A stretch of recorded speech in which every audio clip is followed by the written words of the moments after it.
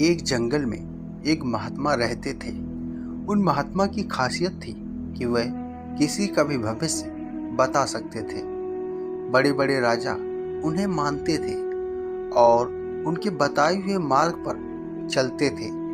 उस जंगल के बीचों बीच से एक नदी गुजरती थी और उन महात्मा की कुटिया उस नदी के किनारे पर थी। नदी के दोनों तरफ अलग अलग शक्तिशाली राजाओं के साम्राज्य थे। वो दोनों ही राजा उस महात्मा को बहुत मानते थे। वह दोनों जब भी कोई बड़ा कार्य करते थे तो उन महात्मा से सलाह लेने के लिए अवश्य जाते थे। एक दिन इन दोनों राजाओं में किसी बात पर कहासुनी हो गई। बात इतनी बढ़ गई कि नौबत युद्ध पर आ गई। युद्ध की तारीख और समय ये दोनों तय कर दिया गया। पर जैसा कि दोनों राजाओं का नियम था कि जब भी कोई बड़ा कार्य करते तो वे दोनों उन महात्मा की सलाह जरूर लेते थे।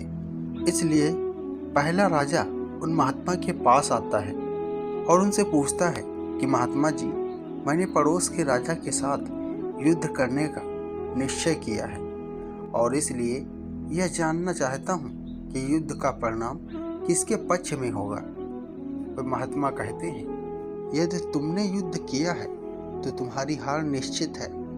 फिर वो राजा महात्मा से पूछता है कि क्या जीतने का कोई भी उपाय नहीं है कि यदि युद्ध किया तो हार निश्चित है। फिर वो राजा कहता है कि तलवार म्यान से निकल चुकी है, अब युद्ध टलेगा तो नहीं, जो होगा देखा जाएगा। फिर वो राजा उसी समय वहां से चला जाता है और अपनी सेना से जी तोड़ मेहनत करने के लिए कहता है। सभी सैनिक राजा की आज्ञा मानकर जी तोड़ मेहनत करने के लिए लग जाते हैं।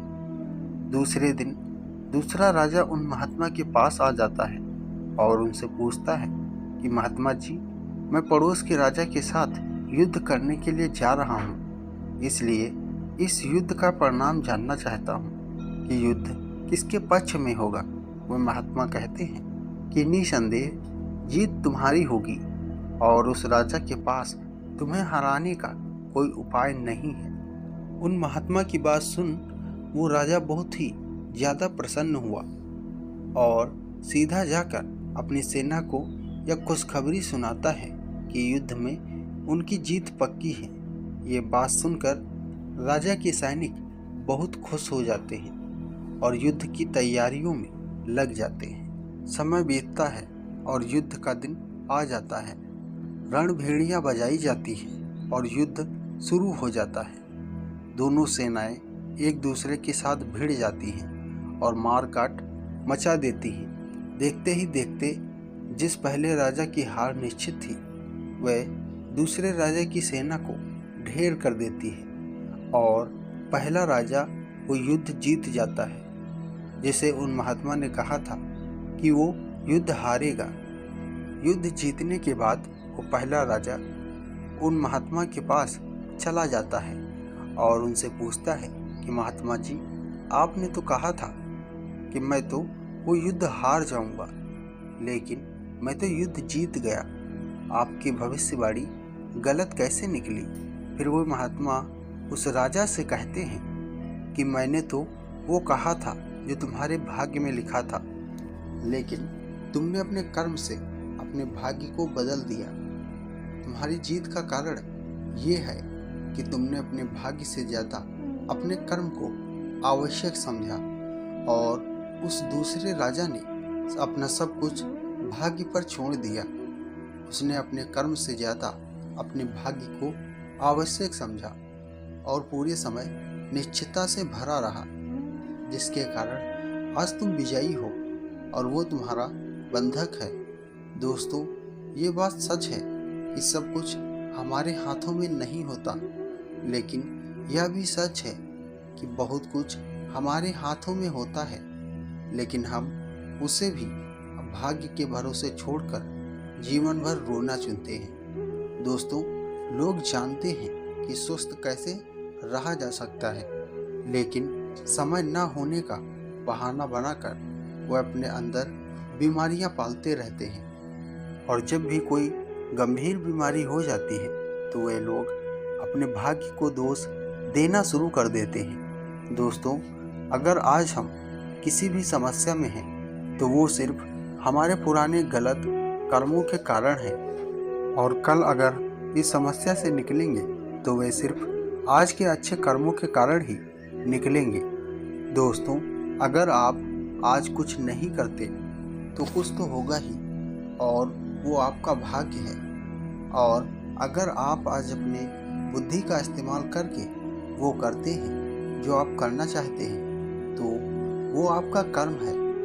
ये आपके ऊपर निर्भर करता है कि आपको कुछ करना है या अपने भाग्य के भरोसे बैठे रहना है। दोस्तों, यह प्रश्न आवश्यक नहीं है कि भाग्य पहले से लिखा हुआ है या नहीं, बल्कि आवश्यक सवाल यह है कि क्या हम उन चीज़ों को भी भाग्य के भरोसे छोड़ रहे हैं जिन्हें हम बदल सकते हैं। धन्यवाद। दोस्तों, एक बार गौतम बुद्ध को एक सभा में प्रवचन करने जाना था और जब सभा का समय हुआ तब बुद्ध वहां आए और बिना कुछ बोले ही वहां से चले गए। तकरीबन 100 से भी ज़्यादा लोग बुद्ध का उस सभा में इंतजार कर रहे थे और बुद्ध के इस तरह के व्यवहार को देखकर सभी लोग बहुत चौंके, लेकिन किसी ने भी बुद्ध से कोई भी प्रश्न नहीं किया। दोस्तों, अगले दिन फिर से सभा का आयोजन हुआ और दूसरे दिन सभा में लोगों की संख्या तकरीबन घट गई। इस बार तकरीबन 80 लोग सभा में बैठे हुए थे। बुद्ध सभा में आए, लेकिन इस बार भी बुद्ध ने वही किया, यानी बुद्ध इस बार भी आए और बिना कुछ बोले ही वहां से चले गए। लोग दोबारा से चौंके, लेकिन किसी ने भी बुद्ध से कोई प्रश्न नहीं किया। अगले दिन सभा का आयोजन फिर से किया गया, लेकिन इस बार सभा में लोगों की संख्या और घट गई। इस बार सभा में केवल 50 लोग ही आए हुए थे। बुद्ध सभा में फिर से आए और उन्होंने इधर उधर देखा और बिना कुछ बोले ही सभा से चले गए। उसके बाद कुछ लोग क्रोधित हुए क्योंकि लोग अपना काम छोड़ छोड़ कर आए हुए थे, लेकिन किसी ने भी बुद्ध से कोई प्रश्न नहीं किया। अगले दिन फिर से सभा का आयोजन हुआ। दोस्तों, जो लोग इस कहानी को सुन रहे हैं, आप में से भी कुछ लोग मन ही मन कह रहे होंगे, अरे कितनी बार सभा का आयोजन होगा। और आप लोगों को इस कहानी को सुनते वक्त इरिटेशन होना शुरू हुआ होगा और जिन जिन लोगों को भी अभी इरिटेशन होनी शुरू हुई है उन लोगों को तो ये कहानी बड़े ध्यान से सुनना चाहिए, क्योंकि यह कहानी आपके लिए ही है। अगले दिन फिर से सभा का आयोजन हुआ, लेकिन इस बार सभा की संख्या और ज़्यादा घट गई, यानी इस बार सभा में सिर्फ 30 लोग ही आए थे। फिर उसके बाद बुद्ध सभा में आए, मुस्कुराए और फिर से बुद्ध ने वही किया, यानी बिना कुछ बोले ही वहाँ से चले गए। इस बार भी लोग बहुत क्रोधित हुए और इस बार लोगों ने पीछे से कुछ कहा भी और बड़बड़ाए भी, लेकिन बुद्ध ने उनके किसी भी प्रश्न का उत्तर नहीं दिया। दोस्तों, अगले दिन फिर से सभा का आयोजन हुआ और इस बार लोगों की संख्या बहुत ज़्यादा घट गई थी, यानी इस बार सभा में कुल मिलाकर 15 लोग ही आए हुए थे। इस बार भी बुद्ध सभा में आए, लेकिन इस बार बुद्ध अपना आसन ग्रहण कर लेते हैं। फिर बुद्ध बोले और बुद्ध ने उन 15 लोगों को उपदेश दिया और वे 15 लोग बुद्ध के भिक्षु बन गए और आगे चलकर उन 15 लोगों ने ही बुद्ध के ज्ञान को अलग अलग दिशाओं में फैला दिया। फिर एक दिन बुद्ध से किसी ने पूछा कि बुद्ध, आप कई दिनों तक बिना बोले ही सभा से क्यों चले जाते थे? फिर बुद्ध कहते हैं कि मैं उन लोगों की खोज कर रहा था जो लायक थे, यानी कि पहले दिन 100 से भी ज़्यादा लोग आए हुए थे।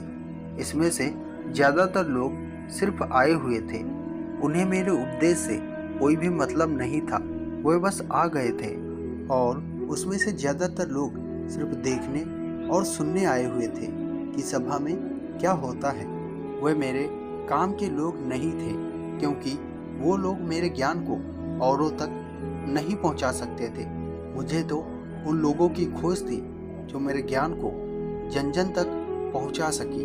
कई दिनों से सभा से बिना बोले ही मैं इसलिए चला गया क्योंकि मैं ये देखना चाहता था कि वे कौन लोग हैं जिनके भीतर वास्तव में प्यास है।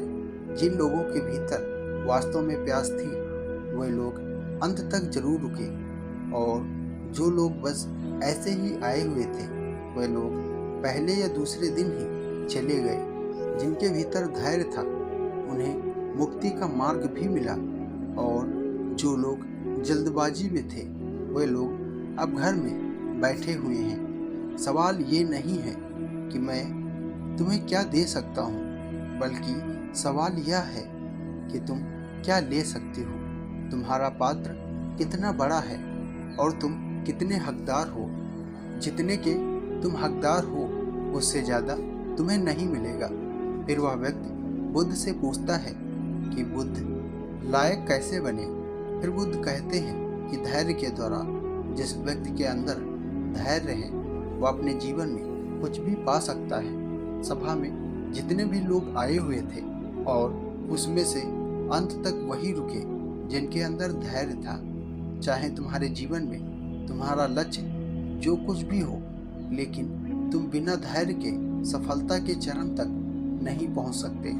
फिर वह व्यक्ति बुद्ध से पूछता है कि कोई भी व्यक्ति अपने भीतर धैर्य को कैसे बढ़ाए।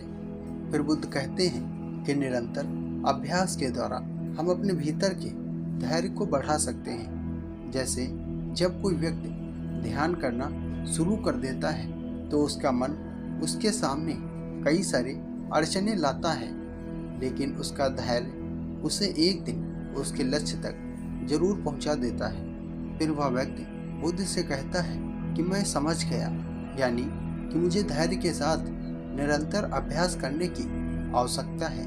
दोस्तों, अब आपको समझ आ गया कि आपके पास वो क्यों नहीं है जो आप पाना चाहते हैं, क्योंकि आप उसके लायक नहीं हैं।